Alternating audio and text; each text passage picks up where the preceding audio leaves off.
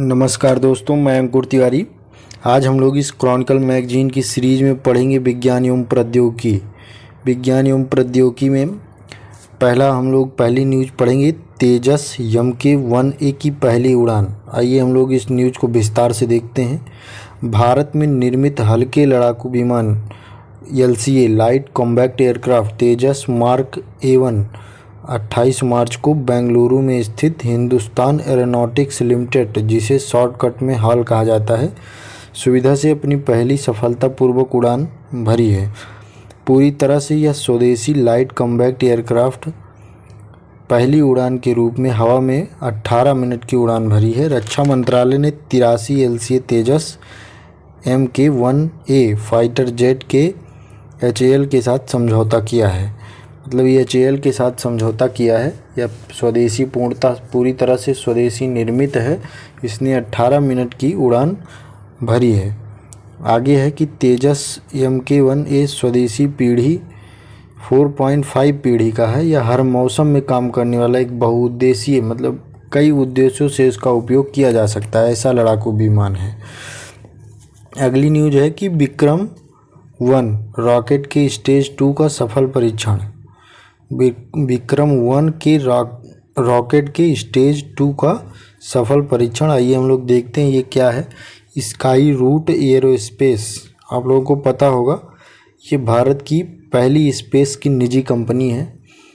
श्रीहरिकोटा के सतीश धवन अंतरिक्ष केंद्र में इसने प्रणोदन परीक्षण स्थल पर विक्रम-1 अंतरिक्ष प्रक्षेपण यान के स्टेज 2 का सफलतापूर्वक परीक्षण किया है। विक्रम-1 रॉकेट के दूसरे चरण को कलाम 250 मतलब कलाम 250 नाम दिया गया है।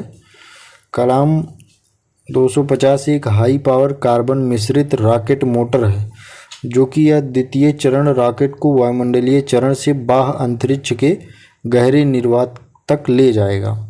अवगत करा दें कि स्काई रूट एरोस्पेस भारत की पहली निजी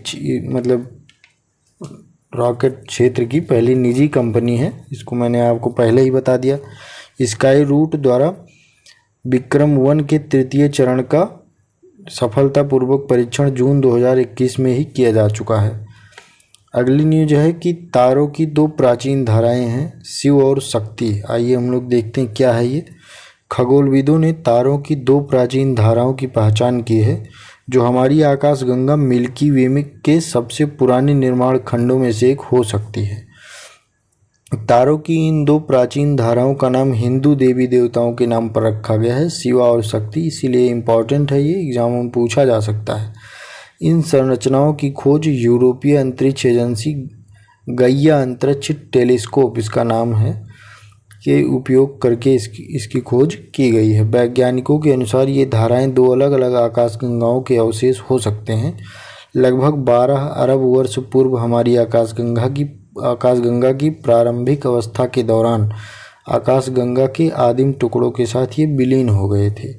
अगली न्यूज है हमारी, भारत में MTV वैक्सीन का क्लिनिकल ट्रायल शुरू हुआ है भारत बायोटेक के द्वारा। ये पूछा जाएगा किसके द्वारा, पहले इन न्यूज़ को जानिए। तो 24 मार्च को भारत बायोटेक द्वारा वयस्कों को दी जाने वाली टीबी की वैक्सीन, जिसका नाम MTV वैक रखा गया है, MTV वैक से वैक्सीन क्लिनिकल ट्रायल इसका शुरू किया गया है। वैक्सीन निर्माता भारत बायोटेक द्वारा स्पेनिश बायोफार्मास्यूटिकल कंपनी बायोफैब्री के साथ साझेदारी में यह परीक्षण किया जा रहा है। मतलब स्पेन की एक कंपनी है जो बायोफैब्री नाम है इसका, इसके साथ इसका परीक्षण किया जा रहा है। आगे हम लोग देखते हैं, टीबी के खिलाफ यह पहली ऐसी वैक्सीन है जिसे मानव स्रोत से तैयार किया जा रहा है। ये जरूर याद रखिएगा, टीबी की ऐसी पहली वैक्सीन है जिसे मानव स्रोत से तैयार किया जा रहा है। MTV वैक्सीन को नवजात शिशुओं के लिए BCG की तुलना में अधिक असरदार बनाने के लिए विकसित किया गया है। अभी तक एकमात्र वैक्सीन थी टीबी की BCG, अब इसे बनाया गया है। यह नवजात शिशुओं के लिए बेहतर काम करेगी। इसके साथ ही वैक्सीन युवाओं में टीबी रोग के रोकथाम में भी मददगार होगी। यह BCG वैक्सीन के अधिक प्रभावी और लंबे समय तक चलने के विकल्प के रूप में भी BCG वर्तमान में एकमात्र टीबी की वैक्सीन है, इसको मैंने बताया। टीबी विश्व की सबसे घातक संक्रामक बीमारियों में से एक है, जिससे लगभग 1.6 मिलियन से अधिक लोगों की जान चली जाती है एक वर्ष में। आइए हम लोग अगली न्यूज़ देखते हैं। रीयूजेबल लॉन्च व्हीकल पुष्पक का सफल लैंडिंग हुई है। आइए हम लोग देखते हैं क्या है ये।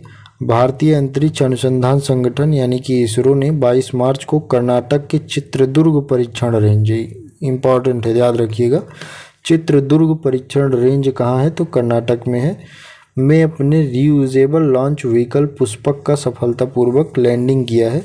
भारतीय वायुसेना का चिनूक हेलीकॉप्टर जो है पंखों वाले पुष्पक नामक इस यान को ऊपर लेकर गया और इसे 4.5 किलोमीटर की ऊंचाई से छोड़ा है, तो वहीं से ये नीचे आया है। तो बता दें कि पुष्पक एक रीयूजेबल लॉन्चिंग विमान है।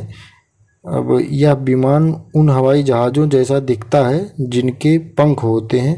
इसका करीब वजन जो है 1.75 टन है। पुष्पक अधिक जटिल परिस्थितियों में रोबोटिक लैंडिंग में मदद कर सकता है। इसका सीधा सा तात्पर्य है, जो हम लोग रॉकेट इंजन होता है उसको अंतरिक्ष में लेकर तो जाते हैं, वहीं छोड़ देते हैं, तो भारत का लक्ष्य है कि उसको वापस लाया जाए। अगली न्यूज़ हमारी, जोधपुर में पहले अपाचे स्क्वाड्रन स्थापित किया गया है। भारतीय सेना ने पश्चिमी क्षेत्र में ज़मीनी अभियानों में मदद के लिए राजस्थान के जोधपुर में अपाचे हेलीकॉप्टर के लिए पहला स्क्वाड्रन स्थापित किया है। सेना ने आर्मी एविएशन कोर के महानिदेशक कौन है, अजय सूरी की उपस्थिति में इसका स्थापना किया है। यह स्क्वाड्रन पश्चिमी क्षेत्र में ज़मीनी अभियानों के दौरान सहयोग करेगा। अपाचे हेलीकॉप्टर जो है की आपूर्ति मई 2024 में शुरू होने की संभावना जताई जा रही है। अमेरिकी विमानन कंपनी है बोइंग जो कि अपाचे को बनाएगी। यह बहुउद्देशीय लड़ाकू हेलीकॉप्टर में से एक है।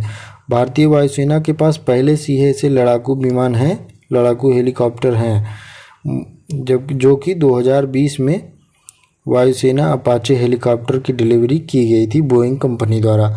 अपाचे हेलीकॉप्टर के बारे में जान लेते हैं। 280 किलोमीटर प्रति घंटे की रफ्तार से उड़ान भरता है और यह एक नाइट विजन एयरक्राफ्ट है। इसमें अत्याधुनिक मिसाइलें तैनात हैं। 1 मिनट में 138 लक्ष्यों को भेद सकता है। Helicopter anti tank AGM 114 Hellfire और स्टिंगर मिसाइलों से यह लैस होगा।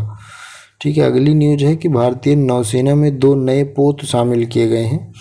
आइए हम लोग देखते हैं 2 नए पोत कौन कौन से हैं। तो INS अग्रे और INS अक्षय, 2 नए पोतों को शामिल किया गया है। ये पनडुब्बी रोधी होते हैं। पनडुब्बी रोधी मतलब पनडुब्बी को मारने वाला। पनडुब्बी रोधी युद्धपोत garden reach ship builders and engineers limited GRSE Kolkata द्वारा बनाया गया है। भारत आधुनिक युद्धपोत पनडुब्बी और विमान वाहक पोत बनाने में क्षमता वाले में, मतलब ऐसी पोत बनाने की क्षमता वाले में विश्व के चुनिंदा देशों में से एक है भारत। यह युद्धपोत पानी के भीतर दुश्मनों की पनडुब्बियों को पता लगाने में सक्षम है। दोस्तों, इसी के साथ हमारा वीडियो का अंत होता है। अगर ज़रा सी भी वीडियो में कुछ भी आपको अच्छा लगा हो तो रिक्वेस्ट है आपसे चैनल को सब्सक्राइब कर दीजिएगा, लाइक कर दीजिएगा, शेयर कर दीजिएगा। वीडियो पूरा देखने के लिए बहुत बहुत धन्यवाद। जय हिंद, जय भारत।